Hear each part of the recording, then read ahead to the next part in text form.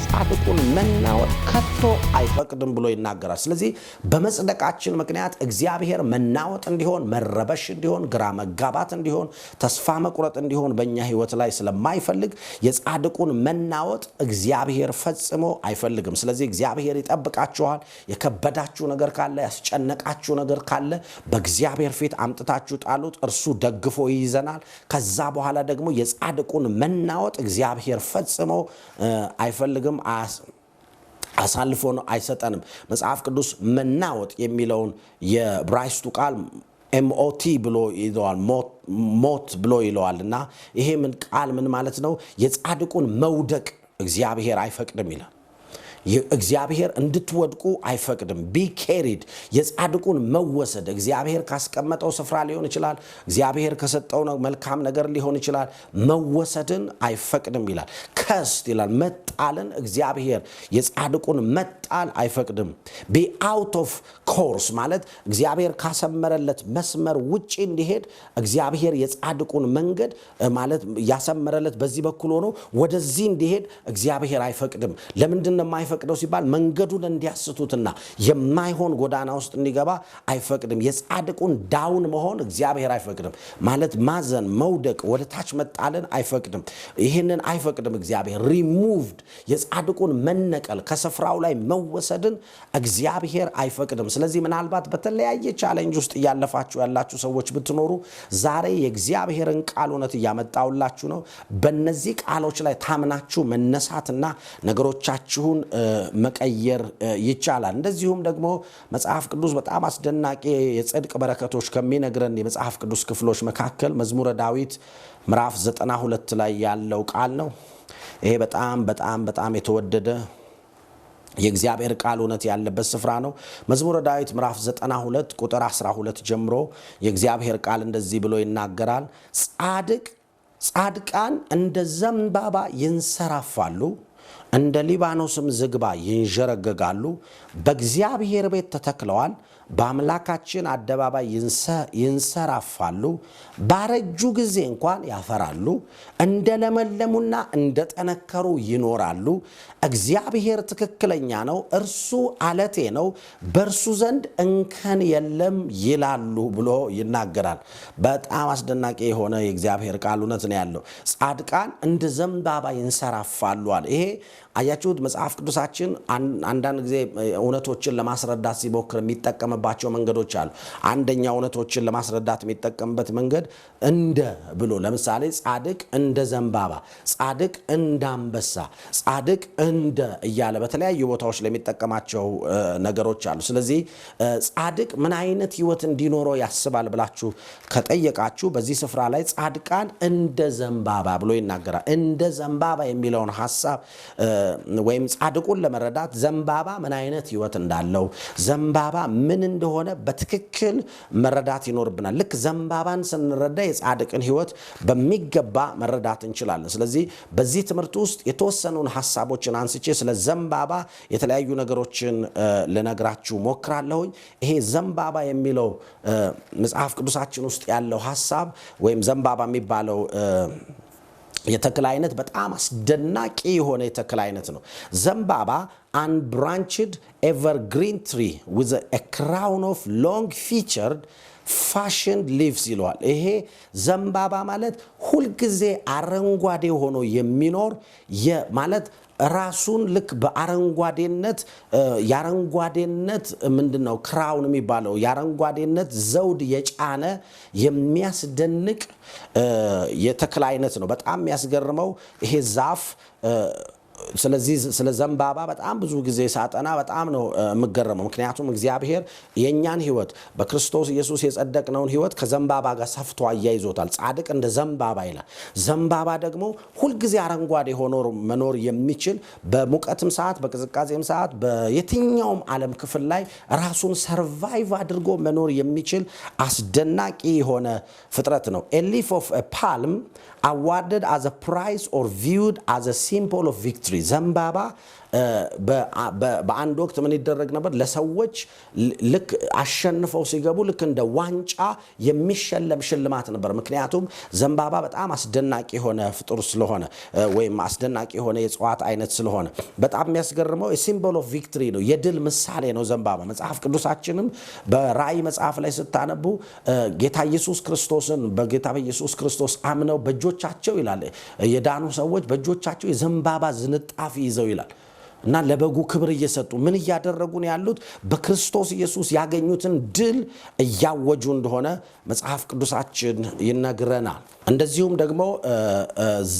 እንደዚሁም ደግሞ ዘንባባ a palm tree is the queen of trees ማለት የነዚህ የዛፎች ሁሉ ንጉስና ንግስት ነው የሚባለው። ማለት በጣም በቃ የመጨረሻ በጣም አስደናቂ የሆነ ፍጥረት ነው። ስለዚህ ጻድቃን አለ እንደ ዘንባባ። ስለዚህ ዘንባባን ስናጠና ስለ ዘንባባ ከገባን በክርስቶስ ኢየሱስ ያለን ጽድቅ ያመጣልን ነገሮችን በትክክል መረዳት እንችላለን። ዘንባባ ማለት ፍሎሪሺንግ ቶል እና አፕራይት የሆነ ፍጥረት ነው። ማለት ሁልጊዜ የሚያበራ ሁልጊዜ አረንጓዴ ሆኖ የሚኖር በጣም ረጅም ከብዙ ዛፎች በጣም ረጅም የሆነ ፍጡር ነው እና ቀጥ ብሎ የሚያድግ እንደሆነ ይናገራል። ስለዚህ የኛም ህይወት በክርስቶስ ኢየሱስ በመጽደቃችን ምክንያት ሁልጊዜ የሚያበራ እንደሆነ ልታውቁ ይገባል። ሁልጊዜ የሚያድግና ሁልጊዜ ደግሞ እግዚአብሔር ወዳዘጋጀልን ከፍታ የሚሄድ እንደሆነ እንድታውቁ ይገባል። it branches are a symbol of victory የዘንባባ ዝንጣፊ የድል ምሳሌ ነው። ላሳያችሁ ይሄንን መጽሐፍ ቅዱሳችን ላይ በራእይ መጽሐፍ ላይ ምዕራፍ 7 ቁጥር 9 ላይ እንደዚህ ብሎ ይናገራል። ከዚያም በኋላ አየሁ እነሆ በዙፋኑና በበጉ ፊት ማንም ሊቆጥራቸው የማይችል ከህዝብ ከነገድ ከወገን ከቋንቋ ሁሉ እጅግ ብዙ ህዝብ ቆመው ነበር ይላል። እግዚአብሔር ይመስገን። እግዚአብሔር ሰዎችን ከህዝብ መካከል ይዋጃል፣ ከነገድ መካከል ይዋጃል፣ ከወገን መካከል ይዋጃል፣ ከቋንቋ መካከል ይዋጃል። ስለዚህ አያችሁ መጽሐፍ ቅዱስ ራሱ ሲያስተምረን የሚነግረን ምንድነው? በቋንቋ እንድንከፋፈል፣ በወገን እንድንከፋፈል፣ በነገድ እንድንከፋፈል፣ በህዝብ እንድንከፋፈል የእግዚአብሔር ሐሳብ አይደለም። የእግዚአብሔር ሐሳብ እነዚህን ሰዎችን ከእንዲህ አይነት አስተሳሰቦች ውስጥ አውጥቶ አንድን ህዝብ መፍጠር ነው። ስለዚህ እንደ አገር እኛ በየትኛውም አይነት ኤትኒክስ ግሩፕ ውስጥ በየትኛውም ነገድ ውስጥ በየትኛውም ቋንቋ ውስጥ ልንወለድ እንችላለን። እነዚህ ነገሮች ግን የልዩነት ሳይሆን የአንድነት መንገድ ነው መሆን ያለባቸው። ልዩነታችን ውበታችን እንጂ ልዩነታችን መጣያችን ሊሆን መጽሐፍ ቅዱስ አያስተምረንም። ስለዚህ እግዚአብሔርም ከህዝብ ከነገድ ከወገን ከቋንቋ ሁሉ እጅግ ብዙ ህዝብ ቆመው ነበር። እነዚህን ዋችቶ ነው ያመጣቸው ክርስቶስ ኢየሱስ። እነርሱም ነጭ ልብስ ለብሰው የዘንባባ ዝንጣፊ በእጃቸው ይዘው ነበረ። በታላቅ ድምጽም እንዲህ ብለው ጮሁ፣ ማዳን በዙፋኑ ላይ የተቀመጠው የአምላካችንና የበጉ ነው ብለው ይናገራሉ። በእጆቻቸው የያዙትን ነገር አስተውሉ። የዘንባባ ዝንጣፊ በእጆቻቸው ይዘው ነበር ይላል። ስለዚህ በእጆቻቸው የያዙት የዘንባባ ዝንጣፊ የሚያወራው ምንድነው? ድልን ነው። ምክንያቱም የዘንባባ ዝንጣፊ ሲሰጥ በዛን ወቅት የሚያወራው ምንድነው?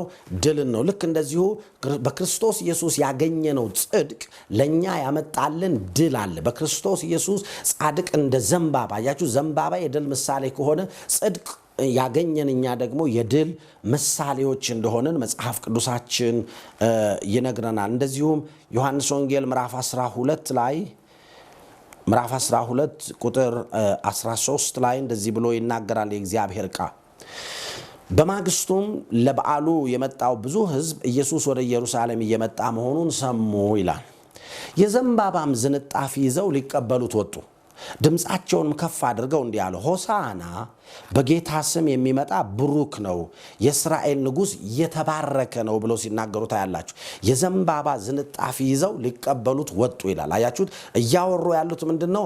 የድል ንጉሥ ነው የመጣው። ሆሳዕና በጌታ ስም የሚመጣ ብሩክ ነው፣ የእስራኤልም ንጉሥ የተባረከ ነው። አያችሁ? ዘንባባ የድል ምሳሌ ነው። ስለዚህ በክርስቶስ ኢየሱስ ጸድቀናል ስልን እያወራን ያለነው በክርስቶስ ኢየሱስ የጸደቅነው ጽድቅ እኛን እግዚአብሔር በዚህ ምድር ላይ የድል ምሳሌ አድርጎ ሊያሳየን እንደሆነ በደንብ ልታስተውሉ ይገባል። ማግኒፊሰንት ቶል ትሪ በጣም አስደናቂ የሆነ ረጅም ዛፍ ነው። that grows abundantly in the near east በተለይ በምስራቁ ዓለም ውስጥ በጣም በብዛት የሚገኝ የተክል አይነት ነው። ቅጠሉ 24 ሜትር ያክል ሊያድግ ይችላል። አንዳንድ ጊዜ የቅጠሉ ርዝመት የዘንባባ የቅጠሉ ርዝመት እስከ 24 ሜትር ድረስ ሄዶ ሊያድግ ይችላል። ለዚህ ነው ጻድቃን እንደ ዘንባባ ይንሰራፋሉ ብሎ የተናገረው። ስለዚህ የናንተ ነገር በጌታ በኢየሱስ ስም በተለያየ አቅጣጫ እየተንሰራፋ እያደገ እየተንጀረገገ እንደሚሄድ በደንብ ልታስተውሉ ይገባል። ጻድቃን እንደ ዘንባባ ይንሰራፋሉ ያለን በመዝሙር 92 ቁጥር 12 ላይ ለዚህ ነው አያችሁት የቅርንጫፉ ርዝመት እስከ 24 ሜትር ድረስ ሊደርስ ይችላል። አስቡት 24 ሜትር ምን ያክል ረጅም እንደሆነና ያንን ያክል ዘንባባ ሊንጀረገግ ይችላል። ስለዚህ የናንተም በክርስቶስ ኢየሱስ በመጽደቃችሁ ምክንያት የናንተም ህይወት የናንተም ነገር እየተንሰራፋ እየሰፋ እንደሚሄድ ልታውቁና ልታምኑ ይገባል። grow well in hot condition እና soily ይሄ ጨዋማ በሆነ ቦታ በጣም ሙቀት በበዛበትና ጨዋማ በሆነ ቦታ ላይ ዘንባባ ያድጋል። ማለት በጣም ብዙ ተክሎች በሁለቱ ሁኔታ ውስጥ ማደግ አይችሉም። በጣም ሙቀት በበዛበትና እንደገና ደግሞ ጨዋማ በሆነ ቦታ ላይ ማደግ አይችሉም። ነገር ግን ዘንባባ የሚያስደንቀው አንደኛው ባህሪው ምንድነው? ጨዋማ በሆነ ቦታ ላይ ያድጋል። እንደዚሁም ደግሞ በጣም ሙቀታማ በሆነበት ክልል ውስጥ ያድጋል። ለምሳሌ ኢትዮጵያ ውስጥ በአፋር ክልል ስትሄዱ በኤርታሌ አካባቢ ያለው ከፍተኛ ሙቀት አንዳንድ ጊዜ እስከ 47 ዲግሪ ሴንቲግሬድ ድረስ የሚሞቅበት ስፍራ ላይ ብቸኛ የምታገኙት ፍጡር ወይም ብቸኛ የምታገኙት እጽዋት ዘንባባ ነው። ምናልባት ሌሎች ካሉ እኔ ማላቃቸው ለጊዜው አላቅም። ነገር ግን ዘንባባ በዛ ስፍራ ላይ ያንን ሙቀትም ያንን ጨዋማነትም ያንን ትኩሳት ተቋቁሞ ማደግ የሚችል ነው። ስለዚህ ጻድቅ በየትኛውም ሁኔታ ውስጥ ነገሮችን ተቋቁሞ ማደግ የሚችል መስፋት የሚችል መጠንከር የሚችል መለምለም የሚችል እንደሆነ በጽድቅም ደግሞ ያገኘነው በረከት እንደሆነ መጽሐፍ ቅዱሳችን በዚህ ይነግረናል። በመጽሐፍ ቅዱሳችን ላይ በዘንባባ የሚገኝባቸው የተለያዩ አካባቢዎችን ይናገራል። ለምሳሌ ኢያሪኮ ብዙዎቻችሁ የምታስታውሷት በጩኸት ግንቡ የፈረሰበት ስፍራ ነው። ያ ከተማ በመጽሐፍ ቅዱስ ላይ በዘንባባ እንደሚታወቅ መጽሐፍ ቅዱስ ይናገራል። እኔም ሄጄ ለመጎብኘት እድሉን አግኝቼ ነበረ። ስለዚህ በዛ ሰዓት እኔም በአይኔ የተመለከትኩት ነው። በጣም በርካታ ዘንባባ አሁንም በዚህ ሰዓትም እንደሚገኝ ማየት ትችላላችሁ። ዘዳግም ምዕራፍ 34 ቁጥር 3 ላይ የኔጌብና የዘንባባ ከተማ ከሆነችው ከኢያሪኮ ሸለቆ እስከ አዞር ያለው ምድር ሁሉ ነው ብሎ ይናገራል። የዘንባባ ከተማ ከሆነችው ከኢያሪኮ የዘንባባ ከተማ እንደሆነች ይናገራል። እንደዚሁም ደግሞ ሁለተኛ ዜና መዋዕል ምዕራፍ 28 ቁጥር 15 ላይ የእግዚአብሔር ቃል እንዲህ ብሎ ይናገራል። በስም የተጠቀሱ ሰዎችም ምርኮኞቹን ተረክበው ራቁታቸውን ለቀሩት ሁሉ ከምርኮ አለበሷቸው፣ ልብስና ጫማ ምግብና መጠጥ ሰጧቸው፣ በቅባትም ቀቧቸው፣ የደከሙትንም ሁሉ በአህያ ላይ ያስቀመጧቸው። ከዚያም ወገኖቻቸው ወደሚገኙባት የዘንባባ ከተማ ተብላ ወደምትጠራው ወደ ኢያሪኮ ወሰዷቸው፣ ወደ ሰማርያም ተመለሱ። አያችሁት? ኢያሪኮ በጣም ሙቀት ያለበት ስፍራ ነው። በዛ በሙቀት ስፍራ ላይ ዘንባባ ያንን ሙቀት ተቋቁሞ ያለውን ሁኔታ ተቋቁሞ ራሱን የሚያሳድግ የሚያስገርም ፍጥረት ነው። a palm tree is a symbol of grandeur ማለት it's a symbol of quality የድሮ እንግሊዘኛ ነው ይሄ። a palm tree is a symbol of quality ማለት የዘንባባ ዛፍ የጥራት ምሳሌ ነው። steadfastness የጽናት ምሳሌ ነው ማለት በሁሉም ሁኔታ ውስጥ የመቆም። ስለዚህ በክርስቶስ ኢየሱስ ከጸደቀን በኋላ እኛም በሁሉም ሁኔታ ውስጥ በመቆም የጽናት ምሳሌ unwavering ማለት የተለያዩ የመሬት መናወጦች ሊሆኑ ይችላሉ፣ አውሎ ንፋሶች ሊሆኑ ይችላሉ። በነዛ መካከል ዘንባባ ሳይናወጥ ቆሞ መሄድ የሚችል አስደናቂ ፍጥረት ነው። ልክ እንደዚሁ እኛም ጻድቃኖች በሁሉ በሚያልፉት ንፋሶች ውስጥ ሳንናወጥ ቆመን የምንሄድ አስደናቂ ፍጥሮች ነን። firm fixed in a place or a position ማለት በተተከለበት ቦታ ዘንባባ የተለያዩ ማዕበሎች ሲመጡ ለምሳሌ ንፋስ ሲመጣ ሊሆን ይችላል፣ አውሎ ንፋስ ሲመጣ ይችላል፣ ብዙ ዛፎች ተገንድሰው ሲወድቁ ዘንባባ ንፋሱ እንደዚህ ሊያንሻፍፈው ይችላል። ነገር ግን ንፋሱ ካለፈ በኋላ ወደ ነበረበት ተመልሶ ይሄዳል። ስለዚህ እኛም የተለያዩ የህይወት ቻሌንጆች የህይወት ንፋሶች ሲመጡ እንደዚህ በተለያዩ ሁኔታዎች ውስጥ ልናልፍ እንችላለን። ነገር ግን እንደዚህ ብለን ንፋሱ ባለፈ ጊዜ ባለንበት ቦታ ቆመን የምንቀር ያገኘነው አንዱ በረከት እንደሆነ እንድታስተውሉ ይገባል። a palm ወይም the palm was a symbol of grace አያችሁት? ዘንባባ የጸጋ ምሳሌ ነው። a symbol of elegance ኤሌጋንስ ማለት ኤክሰለንስ የምርጥነት ላቅ ያለ ነገር ምሳሌም እንደሆነ እንድታስተውሉ ያስፈልጋል። and a symbol of dignity ማለት የክብር ምሳሌ ነው። ዘንባባ በጣም የሚያስገርመው በብዙ የተለያዩ መንግስታት ቢሮዎች ውስጥ ወይም ትልልቅ የመንግስት የቤተ መንግስት ግቢዎች ውስጥ የምታገኙት የሚያስደንቅ የተክል አይነት ነው። ምክንያቱም የክብር ምሳሌ ስለሆነ። ስለዚህ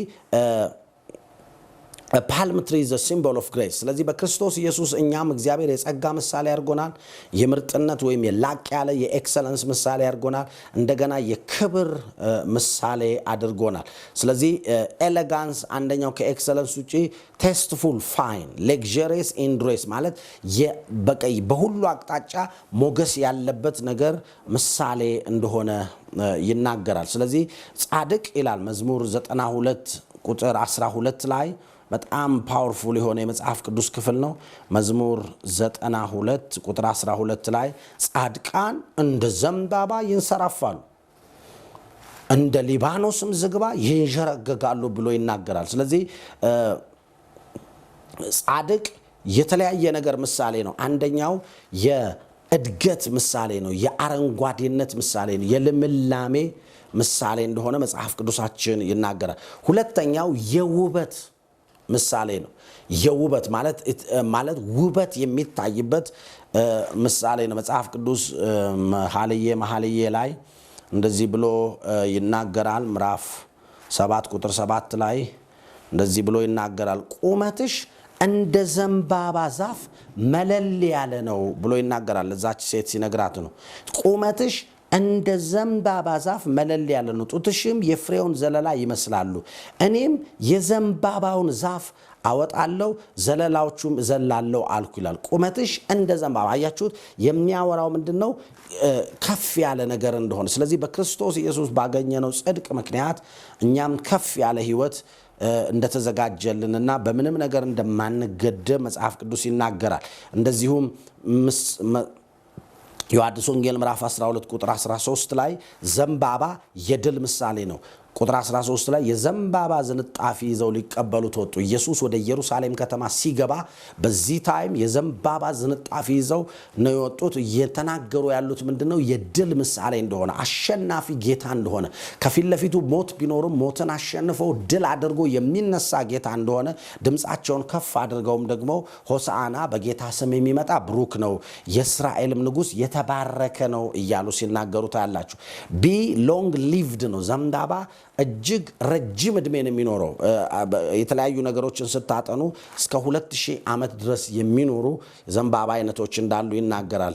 አፕራይት ነው፣ ቀጥ ያለ ነው። በጣም የሚጠቅም ዩዝፉል የሆነ ከአሉ የተክል አይነቶች ወይም ከዛፍ አይነቶች በጣም አስደናቂው እንደሆነ ማየት ትችላላችሁ። ፍሩትፉል ነው፣ ፍሬያማ ነው። ዘንባባ ፍሬ ያፈራል። ቢዩቲፉል ነው፣ በጣም ውበት ያለው ነው። ስለዚህ ልክ እንደዚሁ ነው የኛም ህይወት ፍሬ ያለበት ነው፣ በውበት የተሞላ ነው፣ የምንጠቅምነን ባለንበት በየትኛውም ስፍራ ላይ እግዚአብሔር ያስቀመጠን ልክ እንደ ዘንባባ ነው። እኛ ዘንባባ እንደሚጠቅመው እኛም ባለንበት ስፍራ ሁሉ ለምድሪቱ በረከት ልንሆን ልንጠቅም የተጠራ ነው። the palm was lovely and will grow in those unlikely areas ማለት በጣም አስደናቂ የሆነ ፍጡር ነው፣ ግን በጣም በደስ በማይሉ ስፍራዎች ላይ ማደግ የሚችል ነው። ስለዚህ ጻድቅ ያለን ህይወት በጣም አስደናቂ ነው። እግዚአብሔር በክርስቶስ ኢየሱስ የሰጠን ጽድቅ አስደናቂ ነው።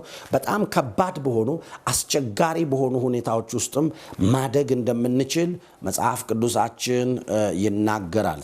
ስለዚህ ጻድቅ እንደ ዘንባባ ያፈራል፣ እንደ ዘንባባ ይንዠረገጋል ይላል። የጽድቅ በረከት አንዱ ምንድነው? መንዠርገግ ነው። ስለዚህ የጀመራችሁት ቢዝነስ በጌታ በኢየሱስ ስም ይንዠረገጋል። የጀመራችሁት ቸርች ሊኖር ይችላል፣ በጌታ በኢየሱስ ስም ይንዠረገጋል። በየትኛውም ስፍራ በየትኛውም ሁኔታ ውስጥ እግዚአብሔር ያስጀመራችሁ ነገር እየሰፋ እያደገ እየጨመረ እየተንዠረገገ ወደ ትልቅነት እየሄደ እንደሚሄድ መጽሐፍ ቅዱሳችን በዚህ ቃል መሰረት ያረጋግጣል። ጻድቃን እንደ ዘንባባ ይንሰራፋሉዋል። ስለዚህ ዘንባባ እንደሚያድገው ሁሉ የእናንተም ህይወት እያደገ እንደሚሄድ ይናገራል። ያፈራል የሚለው የዕብራይስጥ ቃል ወይም ጻድቃን እንደ ዘንባባ የድሮ ትርጉም ነው። ያፈራል የሚለው በአዲሱ ትርጉም ይንሰራፋሉ ነው የሚለው። ይንሰራፋሉ የሚለው የዕብራይስጥ ቃል ፓራ ማለት ሲሆን ፓራ ማለት to break forth ማለት ጥሰው ይወጣሉ። ስለዚህ በጌታ በኢየሱስ ስም የናንተ ነገር ጥሶ እንደሚወጣ ልትናገሩ ይገባል። አዘበድ ይላል። ልክ የተለያዩ ነገሮች እየፈሉ ያለ ጠርምሰው ነገሩን አንዳንድ የተከደነ ነገር ጥሰው እንደሚወጡ ገደቦችን አልፈው እንደሚወጡ የናንተ ነገር የትኛውንም ገደብ በኢየሱስ ስም አልፈው እንደሚወጣ መጽሐፍ ቅዱስ ይናገራል። እንደዚሁም ብሉም ያረጋሉ ይላል። ማለት ይፈነዳሉ፣ ይወጣሉ፣ ይወርሳሉ፣ ብዙ ነገሮችን ይቆጣ to spread ማለት ነው። ይሰፋሉ to fly ማለት ይበራሉ፣ ከፍ ብለው በከፍታዎች ላይ ሄዳሉ። ስለዚህ የናንተ ነገር ከፍ ይያለ ይሄዳል። at extending wings ልክ ክንፍ እንዳለው ነገር ከፍ ብሎ ይሄዳል። to flourish እና to grow ብሎ መጽሐፍ ቅዱስ ይናገራል። ስለዚህ የኛ ህይወት ከዘንባባ ጋር እንደተሰፋ መጽሐፍ ቅዱሳችን በዚህ መንገድ ያስረዳናል። እግዚአብሔር የተመሰገነ ይሁን። ልክ ከዛ ቀጥሎ ደግሞ እንደ ሊባኖስ ዝግባ ይንዠረገጋሉ ብሎ ይናገራል።